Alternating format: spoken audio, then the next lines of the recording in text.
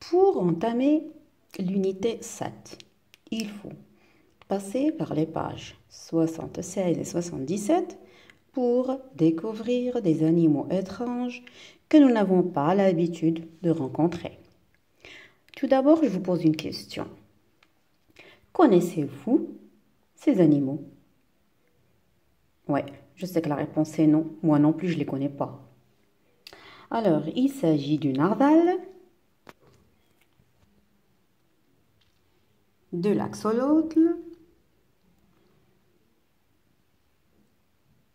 de la fourmi panda, de l'okapi et du tarsier. En les regardant, bien, connaissez-vous le milieu de vie de chacun? Alors regardez bien, on va découvrir le milieu de vie de chacun. Le tarsier est accroché à un arbre, il vit certainement sur les arbres, donc c'est un animal terrestre. L'okapi, lui, regardez, c'est aussi un animal terrestre. L'axolotl, regardez ses branchies, c'est un amphibien. Un amphibien, c'est comme la grenouille. C'est un animal qui respire dans l'eau et qui peut respirer aussi dans l'air. Le narval, bien sûr, regardez sa corne. C'est un animal marin. Et la fourmi panda, c'est un insecte. On va passer à la description de ces animaux. Alors, l'axolotl.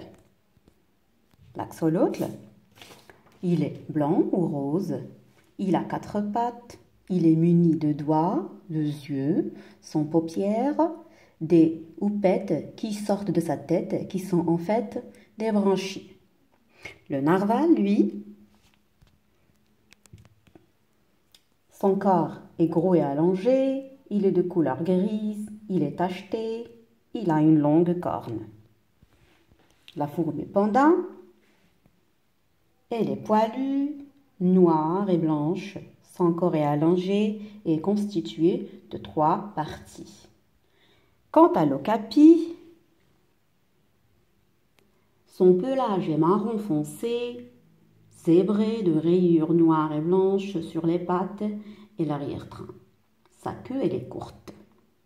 Le tarsier, regardez bien, il a une tête arrondie avec des yeux immenses. Ses oreilles sont longues, fines et allongées. Il a de grands doigts et sa fourrure est grise et des fois marron.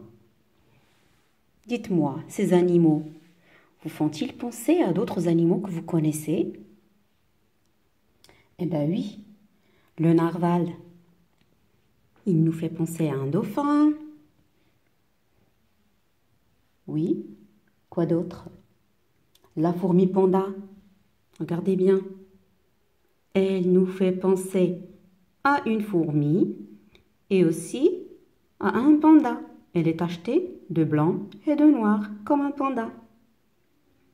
L'axolotl, il nous fait penser à une grenouille, à un lézard et aussi à un salamandre. C'est un reptile. L'okapi, bien sûr, il nous fait penser à un zèbre, à un âne aussi et à un cheval.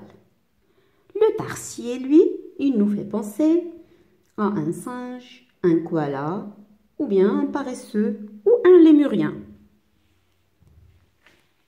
Alors, le nom de cette unité, c'est l'unité des animaux étranges. Nous allons travailler des textes documentaires qui présentent des animaux étranges et nous allons apprendre à présenter un animal, donner sa description, donner plein d'informations sur lui et bien sûr présenter un animal et donner des informations sur un animal.